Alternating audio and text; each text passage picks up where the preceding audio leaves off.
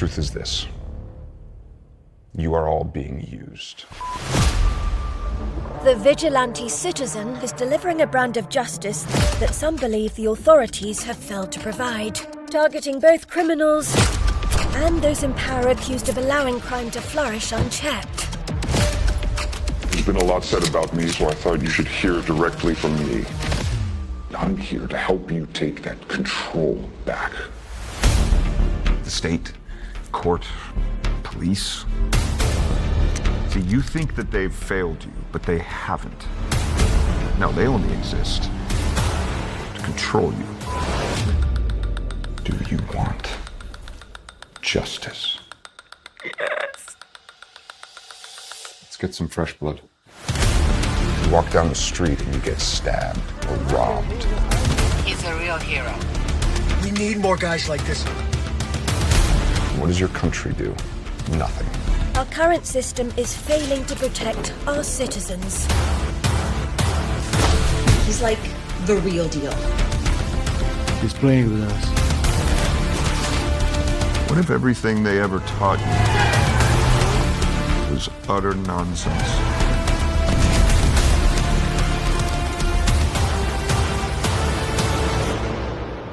We can change history.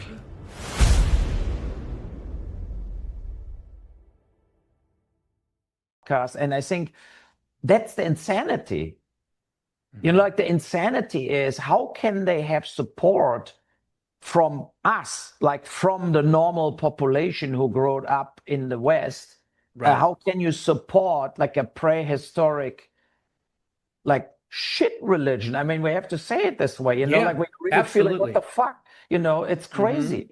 It's Yeah. extremely like against women, against children, infiltrating everybody, against gays. They want to kill everybody.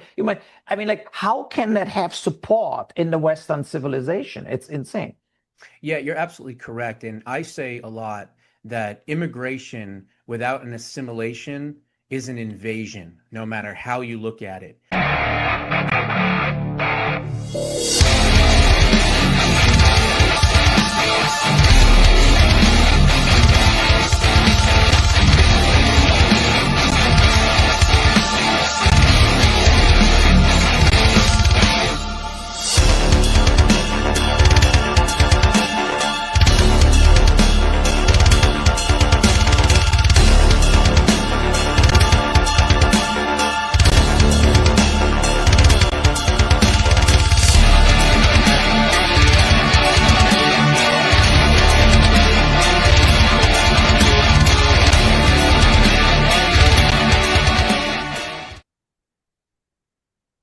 Welcome back to the program.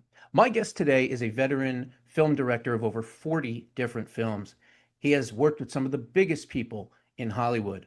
Never afraid to take on any subject, he has directed such films as Rampage, Darfur, Assault on Wall Street, and his newest film, Citizen Vigilante. Please welcome Uwe Boll to the program. It's an absolute pleasure to have you on the show. Yeah, I'm happy to be in the show. Good, good, good. So the first thing that I want to do before we get into the movie and some of the questions that I have is I really just want to thank you. I want to thank you for having the courage, the tenacity and the determination to expose what is affecting all, basically, Western countries in the world. And that is migrant crimes, migrant immigration, and to all the people that have sadly been victims in all these different countries around the world, I just want to say thank you for making this movie, because this is one of the most consequential movies of this century. And that's not hyperbole. I think it is absolutely an incredible movie, and not only timely, but a movie that everyone needs to see. So that's how I wanted to start first and foremost. Thank you. Now, how did this project come about? Was this a situation where, God forbid, maybe you or someone that was close to you was a victim of migrant crime, or was it just a sign of the times that you just felt compelled to bring this story forward? Yeah, so I follow this subject a longer time, and I saw various things they were very, let's say, 2016 when Angela Merkel started letting people into Germany from Syria. Since then, my wife is from Canada, and she said also like it gets more and more kind of Islamistic in the inner cities. More and more women with burqas. So it's like in like 10, 20 years ago, you had the feeling, okay, you have 100 people, you have 5 like visible Muslims. Now it's like 40%, 30, 40%. At least you think that it's this. I know in the total population it's still less, but as bigger the city, as more you have. So, they're not so much on the countryside. And then just looking at the facts, like the criminal statistics, made me furious, especially in this kind of that the politicians all over Europe, they downplay this. And they put like, okay, the migrants are not doing more crimes as the Germans or the French people. If you put all crimes together, like whatever, having a traffic violation or having a tax problem, but the violent crimes, the gang rapes, the knife stabbings, the random crimes, what makes the inner cities like dangerous, where you have to look over your shoulder the whole time. It's not like a crazy guy comes from behind with a knife. This kind of crimes exploded in the last 10 years all over Europe, and in a way also in America. And to sugarcoat this, what the media is doing, that made me going, no, now I shoot a movie and I show it to you guys, like what's really has to happen almost to stop the mayhem. So of course, everybody said your movie instigates violence and people will run amok and do stuff like this. I see it more like a warning. I see it more like, before I turn into Sharia law and I obey, then I turn into citizen vigilante. For me, that's really a question of life and death. And we cannot just close our eyes anymore that there's a game plan behind this. Yes. The invasion into Europe and taking the majority of the population. And in America, in various cities, various provinces, and so on, it's already shifting the same way, that they're really taking over political power. And and I think that's a warning sign. And for me, we talked about the cancel culture and getting shadow banned and everything before we started the podcast. And I think that's the insanity. Like the insanity is, how can they have support from us, like from the normal population who grew up in the West? Right. How can you support like a prehistoric, like shit religion? I mean, we have to say it this way, like we really feel like, what the fuck? It's crazy. It's extremely like against women, against children, infiltrating everybody, against gays. They want to kill everybody. How can that have support in the Western civilization? It's insane. Yeah, you're absolutely correct. And I say a lot that immigration without an assimilation is an invasion, no matter how you look at it. And that is what has been able to be perpetrated against the West, against Germany and France and the UK and Italy and Canada and New Zealand and Australia and of course the United States and basically everywhere. And you're right, it is a terrible religion. I call them cockroaches. That's what they are. And cockroaches are infestations. And these infestations need to be taken out, because that's what you do. Because what happens is it becomes a cancer. And I'll say it, I don't have no problem saying it. Islam is a cancer. And that cancer cannot metastasize throughout Western culture and Western countries. And, this movie is that type of eye-opening, for hopefully the world's citizens to see. And this whole notion that somehow, you're bringing upon violence or you're inciting violence. Really, what did they say when The Hunt came out in 2020, which is a movie based on elite liberals that go around and hunt MAGA people, okay? So I don't want to hear this bullshit either about you're inciting violence. No, what you're doing is you're making everyone uncomfortable by showing the realism of what these countries around the world are subjected to and have to live with on a daily basis. And God bless you for that. Now, I wanted to ask you this question as well. Both you and Armie Hammer, the lead actor in Citizen Vigilante, have spent many years, unfortunately, being targeted by the Hollywood establishment and the media, the prostitutes, as I like to call them. Did that shared experience kind of make one of the determining factors for him to be in that role, or was it just the fact that he was the better actor of all the people that you were considering?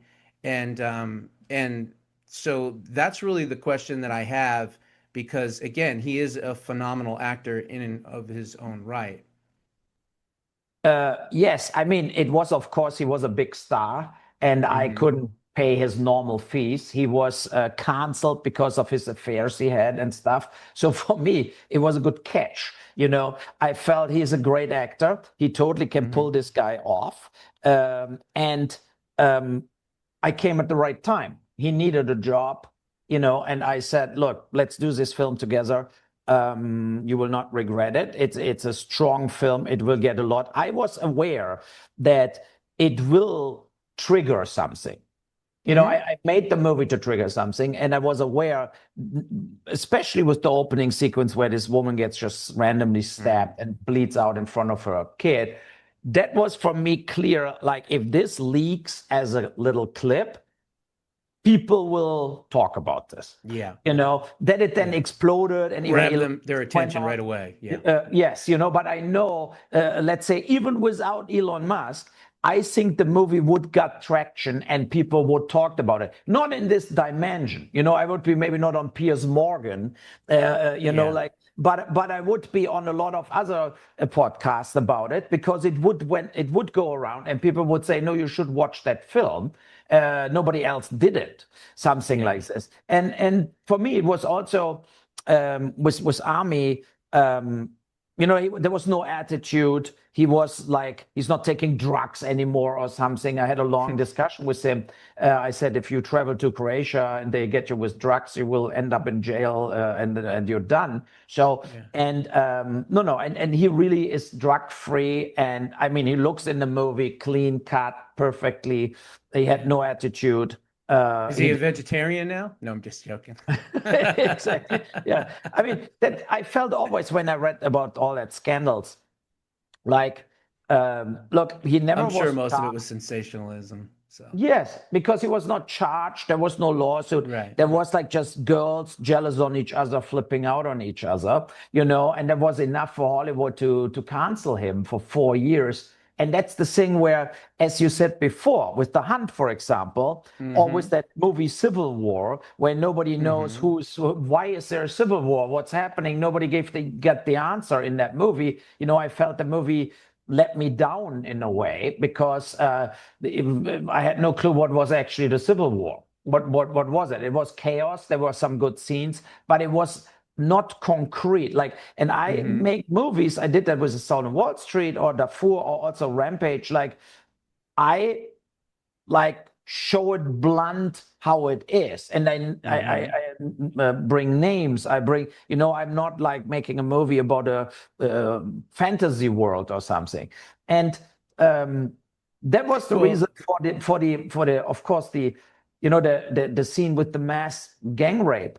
That's based on a real case in Germany, in Hamburg, where exactly that happened, and where the judge exactly said the stuff we show in the movie, that the rapists are the victims, and you feel like, okay, in what world I'm living now here?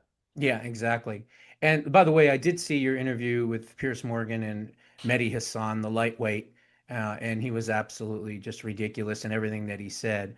But the other thing that I wanted to ask you was there any other actors, any other big name Hollywood actors that were being considered for the role? Of course, you have people on your list, but then you think, can I really afford them? And what would they do this? Then you know already on a political movie like this, you cannot make, Brad Pitt will not do this. I mean, it's like, it's and the hard point in Hollywood is even people, I know people, they voted for Trump, but they would never say it. Yeah. They would say that will be very bad for my business. I'm in that Netflix show. I'm here and there. And they would not say it. But I think only people like Mel Gibson, Sylvester Stallone, they don't care because they're so rich. And I mean, they're kind of uncancelable. Yes, Basically. exactly. What should happen to them? So, but they were all too old. And the thing for my film was also there are no new action heroes. It's just nobody's there. That's also a result out of all that Vogue diversity filmmaking, so that you're running out of stars like the old days. Yeah, absolutely. I mean, you won't see those commandos and Rambos anymore. Right. They'll say it's too toxic masculinity, whatever the hell that is, right? I mean, John Wayne couldn't make a Western today, unfortunately. It's just it's unbelievable. But your movie is not only powerful, but as I said before, it's very, very real. And I noticed that you had some issues with distribution, maybe not outright banning, but a lot of the different countries were giving you a hassle on distribution. Hopefully that's worked out for you. I know this has this been the biggest movie as far as your career has gone? Yeah, I mean, public-wise or PR-wise, 100%. Just all of it, yeah. So I think if you talk about the revenues, my movies, House of the Dead, they made more money. Like some video game-based movies I did, they made more effective money because our movie was not in the movie theaters. You had distribution issues in Germany. Yes, you had distribution issues it was, in the UK. It is, and it was very successful on Amazon, Apple, and pay TV, basically. So in Germany, they didn't give it a rating at all. And so that's an old trick here. So you don't get a rating. They don't disallow your film, but you also don't have a rating. And then you cannot get it on Amazon or Apple. They just don't list it. It's like being shadow banned, basically. Yes, exactly. It's like, do whatever you want. Good luck. But then also even Blu-rays or whatever, if you have a Blu-ray, here the Best Buy in Germany, MediaMarkt, all these big stores, Walmart, they don't sell it if it's a movie without a rating. So it is, I said the whole time it's political censorship, because also what you said in the beginning was very real, because let's say I had 5 neo-Nazis killing a migrant girl, there would be no problem with the rating. They'd celebrate. Yes, they would say like exactly the movie we want to support. Uwe, we invite you to the Berlin Film Festival with it. But unfortunately, that never happened. That's also like, I did a lot of podcasts in Germany too, and a lot of like the interviewers were very hostile to me. And I said, look, then show me the 8 German guys who raped a migrant girl. Show me that case in the last few years. Like, just show it to me. I said, you will not find one gang rape in Europe not done by people born in Africa. Like, well, you're absolutely right on that. Yeah. Because I mean, the trick in Berlin too, similar to New York, whatever, everybody gets a passport. So now they're like not foreigners anymore. They're not migrants, because as soon as the passport, also in the criminal statistic, they count as Germans. That is how you cover up where these people really come from. And that also, it happens right in front of us, and it gets celebrated by the left-wing media. And that media turned left-wing. That's the absurd thing. The ARD, ZDF, the biggest channels in Germany, where we all pay automatic every month. Even I have to pay for it. It's mandatory to pay for it. They were, when I was young, they had more right, more conservative, more left. They had everything. So you basically had political journals and reports from the world. They were a little more conservative, like Helmut Kohl, Christian Democratic.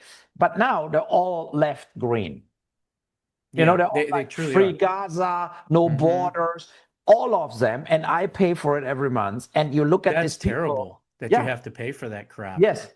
Yeah, but they That's totally go unreal. after you. Like you have an automatic withdrawal. When if you stop it, you get the sheriff comes to collect basically. So it's really like Wow. an unbelievable blackmailing of the population, especially in times as today, where everybody, like, who watches linear TV? Almost nobody anymore. Everybody streams everything. Yeah, So, yeah. and with my money now, they also, of course, have tons of streaming services, what nobody watches, but all paid by the taxpayers. So it's ridiculous. It's really ridiculous. And I had this discussion. I said, look, if there would be other movies like Citizen Vigilante, or at least, let's say, without a vigilante, but movies showing the crimes, it could be a drama and the cop is like desperate trying to solve a rape case and it's migrants, as an example. Yeah.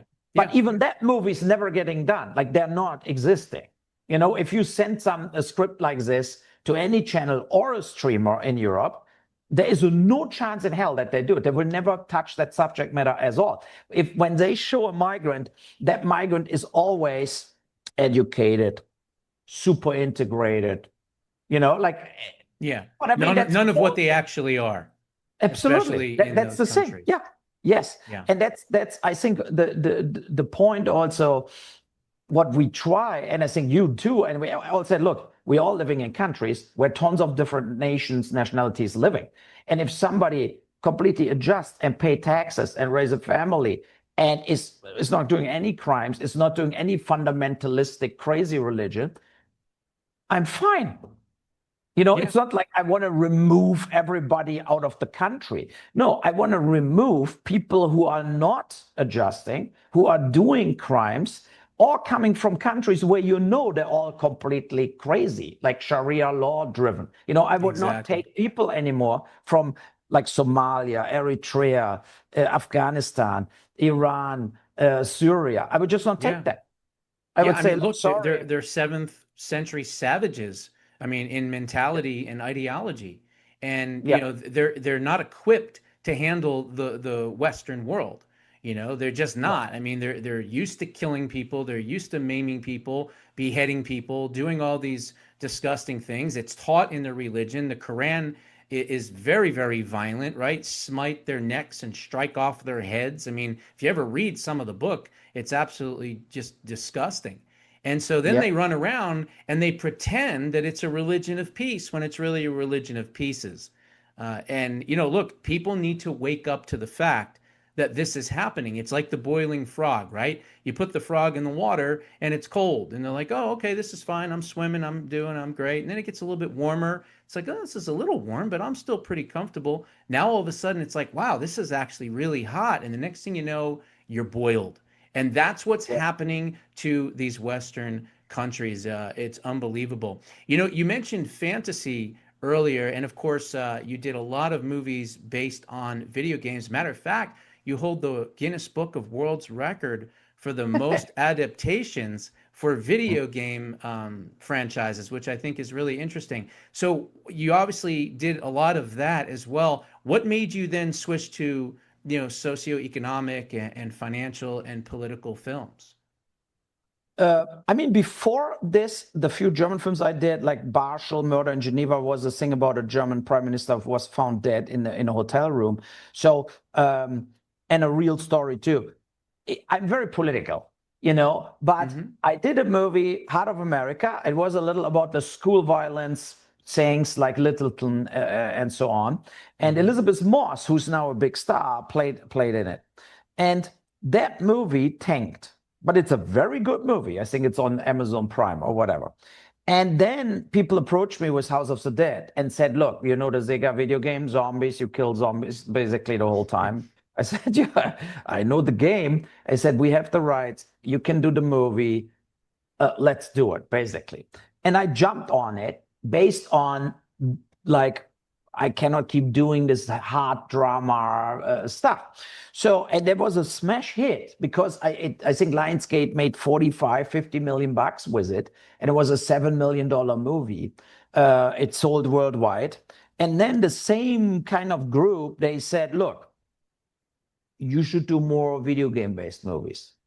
And then we acquired Alone in the Dark, Far Cry, Dungeon Siege, Blood Rain, Postal. So that was then a business. It was a poor business decision. It was not like I love it and the best thing I ever could imagine. Right. But for me, it brought me financial stability. And at the same time, I was able to work with all these stars, Jason Statham, even Burt Reynolds in Dungeon Siege, Ray Liotta, tons of real names I didn't know before, and that was a great time having real budgets, getting theatrical releases. But then after a while, I felt also kind of, that's not what I can now do forever. I have to make movies, they matter. And I think I did first 1968 Tunnel Rats, a Vietnam War movie in South Africa, where we showed this tunnel war was basically the determining factor why Vietnam couldn't be won. The Vietnamese were smaller, they were underground, and in Platoon you can see it also a little, right? They're popping up, they're back down. So and I think that was a great movie. And then Assault on Wallstreet, Darfur, where we have this unbelievable massacres in Darfur. So, and I'm more driven by this kind of subject matters. I burned for it, and I feel like Assault on Wallstreet was 2008, where I felt the bankers got away, no punishment. Absolutely. Like we they got golden parachutes. They got retirement pensions. They got to keep everything while everything else went down. So you're absolutely right. It's almost like the theme is, sticking up for the little guy, sticking up for the ones that don't have a voice.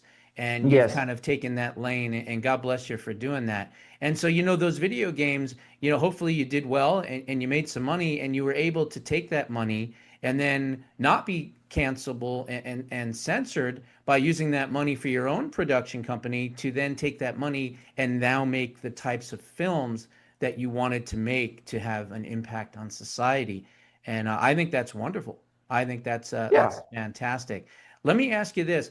What did you learn about yourself from making this last movie? Every project someone does, they take a little bit back from it, and whatever you've created, you learn from. So what was personal for you on that?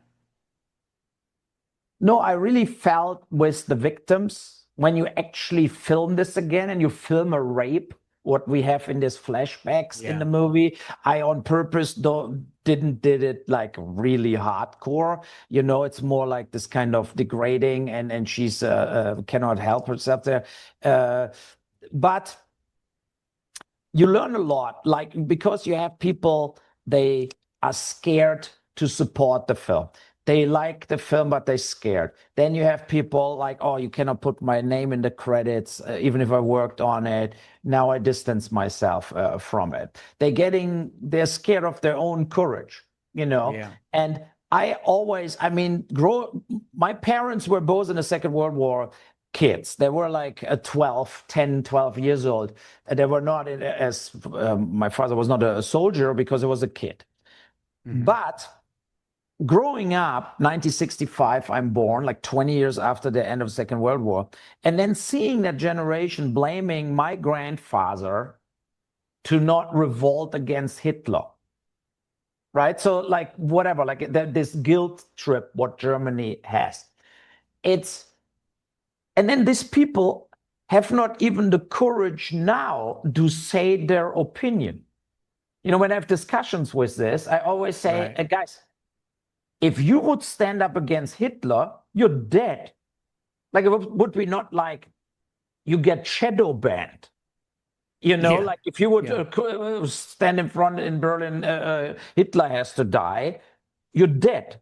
So, but you asked this from our own grandparents, that they were not killing Hitler, for example, what Stauffenberg tried, So, and I feel that shows the whole, like the people today, they have no courage. Then as soon as it gets a little dangerous, even not really dangerous, but dangerous for their money, dangerous for their position, or they could get flagged, or some friends could say, look, if you keep talking like this, I cut you out of my friendship circle, whatever. They're already like total pussies. They obey. They are. And I feel what you said about the Islam. I think they are way stronger. They have this kind of group mentality. They are really machos. The guys are machos. A lot of them are very fit. They go to the gym and stuff like this. They preparing the takeover, right? So, and they are not like totally whiny, sitting in a corner and then like don't do violent action or something, or don't defend the country. They're too soft in today's words, basically. Yeah, they're in the corner drinking soy lattes. Yes. Basically. Yeah. Yes. And that's the thing. What I see where, and that's the reason I warn everybody, so what do you want to do? Like when you see the old book from the French guy Hollebeck, like where he wrote the whole book that France will be just obey. There will be just all Muslims, and I think that was 15 years ago where he wrote the book, I think. And I think he's dead on. That's happening right now. Like there will be no revolution in France to stop the Islam taking over. No, because the French are soft. The French are weak and feckless. Look at history. Look at the world history. The French were always the defeated ones, in every single situation. But you're absolutely right. And it's like, I say this as well. I mean, Islam can only take over if we allow it. And they're using our freedoms and our liberties against us in our Western cultures and countries. And of course, through the womb, that's another way that they do it, right? Because they're outbreeding us. We have a birth replacement rate issue in all throughout Europe, Germany, everywhere, all throughout Europe, but even in Canada and even in the United States. As a matter of fact, if it wasn't for the illegal alien Mexicans, we wouldn't be at a 1.8 birth replacement rate here in the United States. So we have a problem there. We need to have more children, because when we're having one child or 1.2 child or whatever it might be in these Western countries, and then we're importing people that are having 3, 5, 7, 8, 9 children, what they can't do to us militarily, eventually they'll outbreed us. And so when people call it a conspiracy theory that there's this great replacement theory, no, it's a great replacement reality. And that's what Western cultures and governments need to understand. And I can't understand for the life of me why they would want to get rid of their native-born people and replace them with people that don't even like their culture, don't like anything about their countries. I mean, it doesn't make any sense. It can't be just all financially. So I don't understand it. It doesn't really make any sense to me. And speaking of that, have you had any threats based on this movie coming out? Not really. I mean, I got unfriendly messages, right? But not like we're coming and get you or something. So that never happened. It was interesting. I got a few emails from Iran. And I felt, okay, now I get like real threats or something. And the funny thing, the people who emailed me, they liked the movie. And they wrote like, in Iran, all that rapists would be executed. Right. Right. So they see it from the totally different side. I thought they hate the movie because I say, look, the Islam is a little shit, whatever. But they didn't care about this. They said, no, it's correct, and it's also correct that the bad guys came over. So that's the thing when you see in Spain now where there are 80,000 people streamed over that border there. And that was also like, I never saw something like this before. But look who went over. They were all male. All military age men. Yes. No women, no children. Totally. And the thing is also then people on the street, like some like left-wing Karens, come in, whatever. And then like 5 hours later, they had to block their houses because otherwise they would get raped, killed, and robbed. I mean, I think that's the thing where a lot of people are just so naive. Yeah, they really are. If 80,000 people stream in a little town It's only a question of hours when the robbing and killing starts. People need to go to washrooms. Everything is like, I saw photos and videos how this looks like. It's a garbage plan now. You basically, that whole city is full of shit, like full of garbage and everything. And then the media, also the New York Times, and so they totally downplayed that first. Everybody was writing 10,000 people came. It's all under control. Most of them are already back. No, there were over 60, 70,000 people. That's the reality. And over 10,000 went to Spain with boats, got transported, and 10,000 or 6, 7, 8,000 are still hanging out there, and then you can read everywhere they're planning to come back. So, when I met Walsh, I like Matt Walsh. He has good sense of humor, right? So, good smart guy. And when he said, look, what is if you just have like a firing squad standing there and saying, look, if you go here, we shoot you. That's the only way that they don't come, right? So when the first 100 people are getting completely shredded, like the Normandy invasion in the Second World War, nobody will come anymore. And that's the saying, do I want that? No. But the reality is, if this continues on this amount of people, so what do you want to do? It's like you're toast, or you start like protecting the border with violent force, and say, look, nobody comes here anymore. We drive with a ship over you. So that's the thing. And it's the same with the whole migration issue with the boat migration in Europe, where sink them. That's what I say. Yeah, or sink them. First of all, stop doing the rescue boats. Yeah. I mean, if you sink one, then there's not going to be another one coming behind it. If you go down to the border and someone comes over and you shoot somebody, guess what? They're going to stop coming. Okay. I mean, it's natural that they don't want to meet their death like that. They want to get in when there's no consequences, obviously. And that's what all these Western countries are doing. You can come in with no consequences. If we had consequences, guess what? We wouldn't have these problems. So, no, and that I agree. Unreal. It's a big, there is the business side, right? These boats who rescue people, they're getting paid by NGOs, so they all make money on it. Then you bring them to a camp, they're getting registered in a refugee camp in Italy, Greece, Spain, wherever they come in. And so now the EU pays per refugee so that that guy gets treatment, food, whatever, right? So, and there is a huge industry promoting this, so, and if you just say, for example, the smugglers, they have to pay a lot of money to be on a rubber boat. So if the word goes out, nobody fishes you out. If you follow, like when all these refugee boats are, like the big boats are gone, so you're on your own. You have to survive the little rubber boat drive, but takes 7, 8, 9 hours. So, and it's high risk. People die from there, like they fall overboard or get thrown overboard. So it would right away, the numbers would go down. Yeah.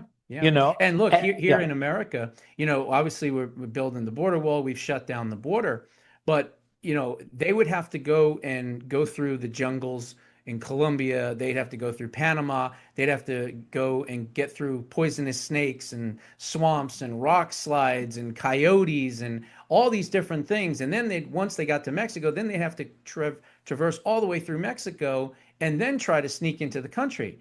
Well, what are they doing? They're just flying to Canada and then walking across. Why go through all the jungles and all that when you can just fly to Canada and just walk across? So we need a border wall up on the northern side as well. But every single country should have a border wall. And it's not to hate your neighbors. It's to protect your citizens. And there's nothing wrong with nationalism. See, nationalism always gets a nasty connotation or a bad word. And nationalism is what makes your country whole, survive, thrive, all of those things. So again, a lot of these countries, they need to start putting up border walls if they don't. And most of them do have it, right? And they need to protect their borders. And a lot of them do, but not the ones in Europe. And why? It's because of the European Union. The European Union has basically subjugated the responsibility and have taken away the power of these countries to control their own borders. I think it starts with dismantling the EU, because if you can get rid of the European Union and go back to each individual country, right? What was the whole purpose of the European Union? It was to rebuild reconstruction after World War II, right? Well, okay, that's been done a long, long, long, long time ago. So all these countries now have to answer to the EU. They can't control their own borders. They can't say that we don't want this many people coming into our country. That's really the issue. It's the globalists and the European Union in Brussels. That's a big, big issue. Yeah, in Spain, this guy is a socialist. Yeah. He knows whoever he takes wants to keep going to Germany, like to countries where you get more support, whatever, more money. And I think, let's say there would be no migration problem, right? Then the EU could work. If you wouldn't have all this illegal migration, then it's nice to have no borders and I drive to Paris and there's no control, nothing.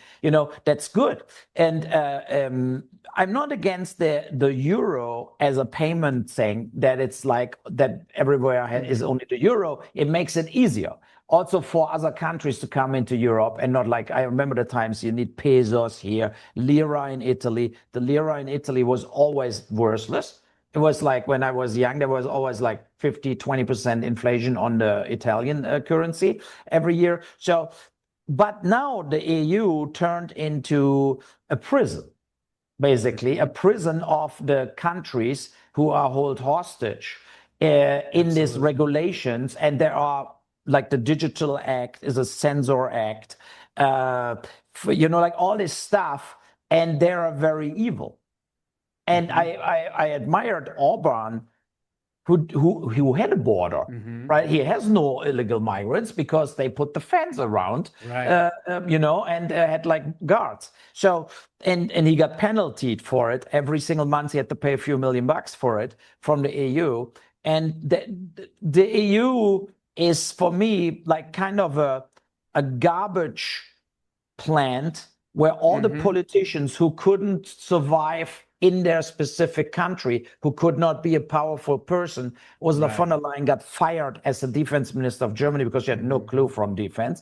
It's also horrible in politics that people without any abilities then representing, like, finance minister, whatever, is like a total idiot in Germany right now. The guy, he was an Antifa member. He's proud of it. He never went to the university, and he's the chief of the Social Democrats, and so he's finance minister.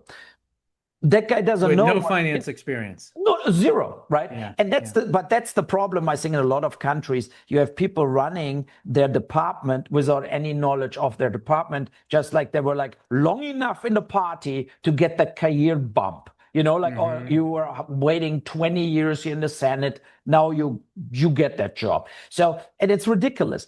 And I agree with you. I think the EU was in the beginning a great idea, but as usual, when the state takes over or bureaucracy takes over, it's all about them. Exactly. Absolutely. They created more and more jobs paid by the taxpayers, and now they make the life of the taxpayers hell. You have like this kind of total absurd regulations in Europe. Whatever, if I send something to Spain, it has to get packed different with DHL, the package. Because otherwise it's not getting sent, like stuff like this, where you think like, why? What is this? Who has ever an idea like this? So, and it's crazy. And I agree that the problem is this: if you would go separate ways again, then like they need Germany. Right, so it's obvious that Germany pays alone like 35% of the whole EU budget, and so if Germany would step out, what I would prefer, to be honest, right, then the EU would fall apart because the whole financing will crumble. Greece, all these little countries, they just don't have the money to keep the Strasbourg, Brussels, all of this going, and then it would all crumble, and then you could totally make individual deals between countries. Exactly. What would be 10 times better. Yeah. You say, every look, country Germany should be able to control their own border. It's yes. insane that they can't. Yes. And that's, and also the trading, like where you have to, like, for example, Greece is in the EU. So now everybody from Greece basically can go in a train driving to Germany. So, but we also maybe don't want people from Greece. It's not only from Africa. We also don't want like unemployed people from other countries, So, Yeah. and that's the thing where without that control, who's in the country, who comes in the country, like you have no control at all. And then they are allowed to go to that individual. Let's say they're driving to Frankfurt. Now they go in Frankfurt to the city hall and say, we just arrived. We want to live here. Yeah. Then they say, I want political asylum because I get whatever. It's all bullshit. I mean, it's like, I would say not one migrant needed political asylum in the last 2 years. Like not one. They're all coming only because of the economy, and they just want to plunder the social welfare system.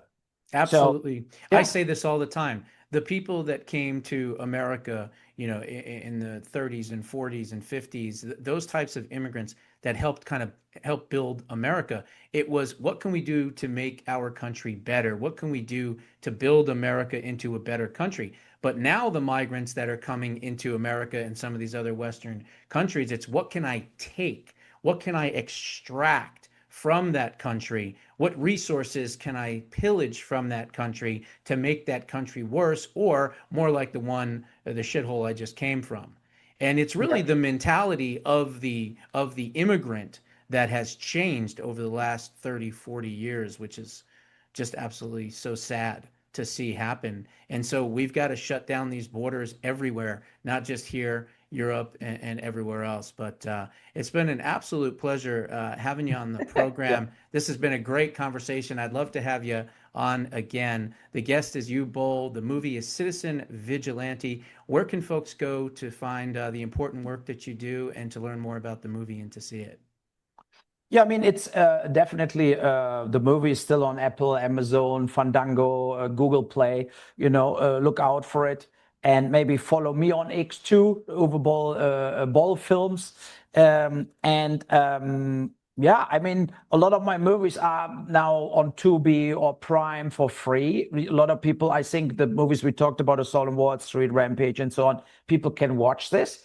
It would be great if my older work gets appreciated more also, and people will watch it. And I hope with Citizen Vigilante 2 next year that we really can do the film and deliver. It will play in America. Oh, you're going to do a second one? Yes. Fantastic. And we will tackle America. Not a lot of people will be very happy about it in America, I think. But I think it's time to do movies they hurt or movies they matter. Where you really feel like, wow, that goes deeper, and that's, and I don't think it's courage to make movies where everybody loves and you get nominations and you Golden Globe, whatever. That's not courage movies. I think movies, at least how I grew up, they were more gritty when you had like Apocalypse Now, like they were real movies from French Connection, Taxi Driver, movies, they matter. They were blunt, they were in your face. And it's for me tough to see that even a Scorsese got so mainstream soft over the years. Now, they all fall for the money. They all fall for the, now I'm whatever, the hero. And I hope I can keep making these movies who are like, for some people hurtful, people flipping out about it. But also I got so many response also today from you, what is great, but also from just total normal people. I got emails from people, I got raped by migrants, and I thank you so much for that film. And in my case, like a woman wrote me that, and she said in her case, from the 7 migrants who raped me, 4 didn't went to jail because they were only 16 years old. And when you read this in real from people they had this, then whatever Mehdi Hassan talks, I give a shit. You know that Piers Morgan set up bullshit show. I mean, I have to say it. I mean, he only brought him there to make like the typical screaming match, what I didn't went for. And I think that's the important feedback. Yeah. You know, the thousands that's why I of call the people. media prostitutes, because that's what they are. They're prostitutes. Yeah, of course. All as you saw, like 92% of the viewers loved it on Rotten Tomatoes, and 11% of the reviewers. So that shows it all. That exactly how to say. They want to not give a movie a good review what was not financed by a major studio, what was not financed by a big streamer, what they wouldn't buy, what, you know, like where they would be upset if in Variety it's written, so this Vigilante is maybe the most important movie of the last 10 years.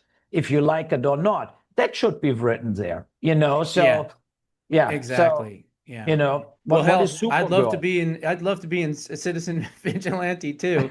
Extra, 1 part, 2 part, whatever. I can do it all. So let we stay in contact. We will not say where we shoot it. No, definitely not. No, exactly, because when we shoot in America, we could face some problems. So, and we just want to shoot it. But we stay in email contact, and maybe you make it to the set, and I bring you in a scene. That'd be awesome. It'd be an honor, an absolute honor. But again, thank you so much for being on. It's been a great interview, and I'm sure people are going to love this one. Yeah, I will share it everywhere. Okay. Bye. Bye.